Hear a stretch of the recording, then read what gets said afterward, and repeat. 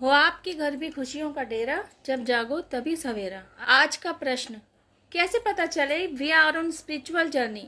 हम किस तरह जान सकते हैं कि हम आध्यात्मिक यात्रा पर हैं? पहले तो आप यह समझ लीजिए कि आध्यात्मिक यात्रा और स्पिरिचुअल पाथ कोई गृहस्थ जीवन को त्याग कर अपने पारिवारिक उत्तरदायित्वों से जी चुराकर भागने की जर्नी नहीं है। गृहस्थ जीवन में आपके जो भी उत्तरदायित्व हैं, उन सभी को त्याग कर पहाड़ों पर जाकर तपस्या करने की जर्नी नहीं है, बल्कि फिजिकल वर्ल्ड में रहते हुए ही सोल ग्रोथ को अचीव करने की जर्नी है। अब समझते हैं यह सब कैसे मुमकिन है। How is it possible? गृहस्थ जीवन भी और आत्म मंथन भी, how is it possible? There is possibility to do like this. तभी तो आपको जगाया जाता है, तभी तो आपको वो वीकेंड कराया जाता है कि आप समझें कि आप किस तो जर्नी पर हैं और आप कितना महत्वपूर्ण रोल यहाँ प्ले करने आए हुए हैं। अवेकनिंग जर्नी में आपको यही सब कुछ समझना होता है कि आपको 3D वर्ल्ड और स्पिरिचुअल वर्ल्ड, मतलब आपके भौतिक जगत और आपकी सोल ग्रोथ के लिए दोनों जगह तालमेल बैठाते हुए चलना है। दोनों जगह अपना 100% देना है और बैलेंस्ड वे में काम करते हुए चलना है। फिजिकल वर्ल्ड में रहते हुए गृहस्थ जीवन में आते हुए आपके जो भी पारिवारिक उत्तरदायित्व हैं, आप उन्हें भी निभाते चलिए। साथ ही साथ आप अपने स्पिरिचुअल ग्रोथ के लिए भी काम करते रहिए। लेकिन दिक्कत क्या है कि आप अभी तक पारिवारिक उत्तरदायित्वों को निभाने में ही फंसे हुए हैं, और वहाँ सबसे बड़ा कारण पैसे की कमी होना या पैसा ना होना या पैसे की बचत ना होना, मतलब मनी रिलेटेड प्रॉब्लम्स में ही घिरे रह गए हैं। अपनी सोल ग्रोथ तक तो आप पहुंचने की ABCD भी नहीं जानते।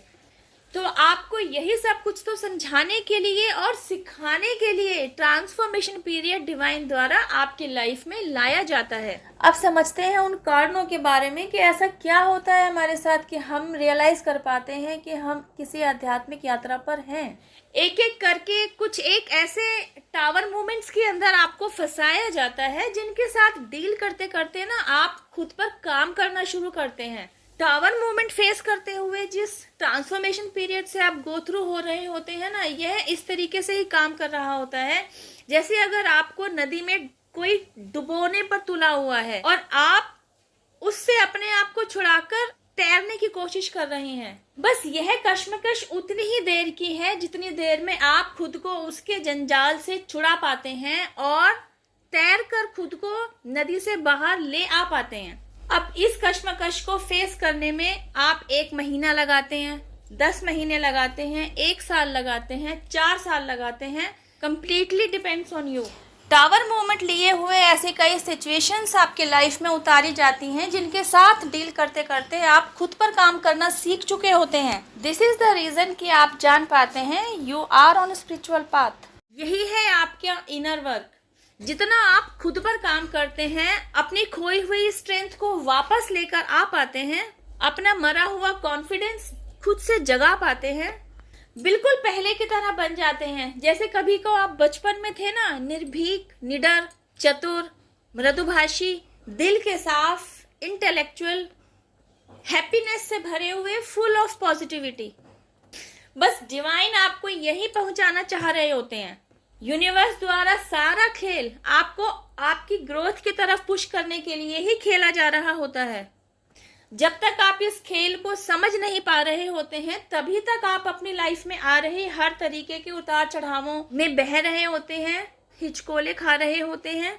एक बार जब आप यूनिवर्स के खेल को समझ लेते हैं, आपको समझ में आने लगता है how does it work for you, कि अवेकनिंग प्रोसेस के दौरान आपके लिए एक्चुअली काम क्या किया जा रहा है और आपके द्वारा आपके ऊपर इनर वर्क करवा के आपसे ही क्या करवाया जा रहा है। जब आपको इन सब चीजों की क्लैरिटी आ जाती है ना, तब आपकी लाइफ में मनी, अबेंडेंस, प्रोस्पेरिटी, खुशियां, इन सब को आने से कोई नहीं रोक सकता होता है। इन सबको आप अपनी लाइफ में अट्रैक्ट कर रहे होते हैं। पानी में आपको डुबो देने की जो साजिश होती है ना, वह मूवमेंट आपको यही सिखा रहा होता है, यही समझा रहा होता है यू आर अलोन हियर। यह आपकी खुद की जर्नी है। आपको उस परेशानी से बाहर निकलने के लिए हाथ पैर खुद से मारने हैं। Nobody is going to help you there. लेकिन हाँ, जब आप अपनी मदद करने के लिए इनिशिएटिव लेते हैं, हाथ पैर मारते हैं और इन बिटवीन आपको तैरना आ जाता है और आप नदी से ओवरकम कर पाते हैं, तब पूरा ब्रह्मांड आपकी हेल्प के लिए आकर खड़ा होता है। आपके साथ सारी दैविक शक्तियां आकर जुड़ गई हैं और आपकी प्रोग्रेस के लिए ही काम कर रही हैं। इसके दिव्य संकेत भी आपको समय समय पर दिए जा रहे होते हैं। कई तरीके के एंजेलिक साइंस आपको दिखाए जा रहे होते हैं। कभी आपके इर्द गिर्द फेदर्स गिराए जाते हैं, तो कभी आपको एंजेलिक नंबर्स शो कराकर यह समझाया जाता है कि you are in angelic protection. Angels आपके इर्द गिर्द आपके सपोर्ट के लिए हैं।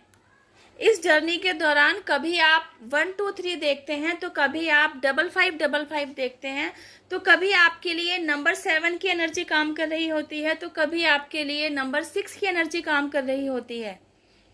जैसे जैसे आपकी सोच डेवलप होती जाती है, आपके अंदर मैच्योरिटी आती चली जाती है, वैसे वैसे ही आपको अलग अलग तरीके के एंजेलिक नंबर्स दिखने लग जाते हैं। कभी आप 444 नंबर देखते हैं, तो कभी आप 2222 देखते हैं। दिस वॉज द रीजन कि आपको आपके सारे कॉन्टेक्ट से अलग कर दिया जाता है। आपसे जुड़े हर किसी रिश्ते के साथ आपका अलगाव ला दिया जाता है, आपको अकेला कर दिया जाता है, ताकि आप इस जर्नी पर कंसंट्रेट कर सकें, खुद को ईश्वर के सामने सरेंडर कर सकें और यूनिवर्स की गाइडेंस के साथ फ्लो में बहते रहें। शुरू में आपको जरूर झटका लगता है, आप मेंटल लेवल पर, इमोशनल लेवल पर अकेलेपन को संभाल नहीं पा रहे होते हैं, अकेलेपन को झेल नहीं पा रहे होते हैं। उस स्थिति में जब आप टूट रहे होते हैं, बिखर रहे होते हैं, गिव अप कर रहे होते हैं, वहां भी आपको संभालने वाला कोई और नहीं, डिवाइन ही होते हैं। उस समय भी आप एंजेलिक प्रोटेक्शन में ही होते हैं। आपके एंसेस्टर्स आपको संभाल रहे होते हैं, उनका आशीर्वाद आप पर बना हुआ होता है, क्योंकि वे भी चाहते हैं कि आपकी ये जर्नी इस बार आप जरूर कंप्लीशन की तरफ लेकर जाएं। और आपकी इस जर्नी के कंप्लीशन के दौरान जो भी रुकावटें आ रही होती हैं ना, 1 बाय 1 उन सारी रुकावटों को इन सभी के द्वारा हटा दिया जाता है। वे कौन सी रुकावटें हैं जो आपकी ग्रोथ होने से रोकती हैं, इस बारे में हम जानते हैं मेरी नेक्स्ट वीडियो में। टिल देन हैव पेशेंस, रब्बा खैर, जय माता दी, take care, bye. If you relate yourself to my this video, divine power जिनमें भी आपकी श्रद्धा है, आपके एंसेस्टर्स, यूनिवर्स, एंजल्स, इन सभी को थैंक यू जरूर कहिए, इन्हें अपना ग्रैटिट्यूड जरूर दीजिए, क्योंकि इन्हीं के ब्लेसिंग्स, सपोर्ट और प्रोटेक्शन की वजह से आप यहाँ तक पहुँचे हैं, आप तक यह वीडियो पहुँचाया गया है। Thank you for watching my video. Stay blessed.